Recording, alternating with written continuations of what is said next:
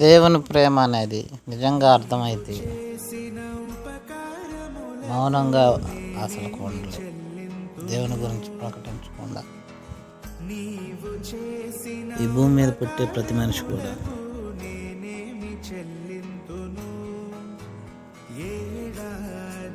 తల్లి తనకు పుట్టే బిడ్డని ఎంతగానో ప్రేమిస్తుంది, కానీ పరాయి యొక్క బిడ్డని అలా ప్రేమించలేదు. ఒకవేళ ప్రేమించినా కూడా తన రక్తం పంచుకొని పుట్టిన బిడ్డను ప్రేమించినట్లుగా పరాయి పిల్లల్ని ఏ తల్లి ప్రేమించలేదు. అది తెలుసుకున్న దేవుడు తన బిడ్డని స్త్రీ గర్భంలో ద్వారా ప్రతి కుటుంబంలో పిల్లలుగా ఆయన పంపుతున్నాడు.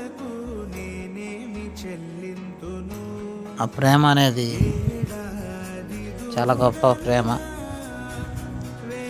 మానవ హృదయాలకు అందదండి దేవుని ప్రేమ. తల్లిదండ్రుల ప్రేమ, భార్యాభర్తల ప్రేమ, అక్క చెల్లెళ్ళు, అన్న చెల్లెళ్ళు, స్నేహితుల ప్రేమ, ఇవన్నీ ప్రేమలు కలిసిన దేవుని ప్రేమతో సమానమైన ప్రేమ కాదు.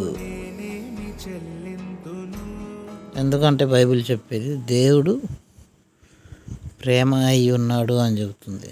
దేవుడు ప్రేమ స్వరూపి. ప్రేమకు ఒక స్వరూపం ఉంటే అది దేవుడు.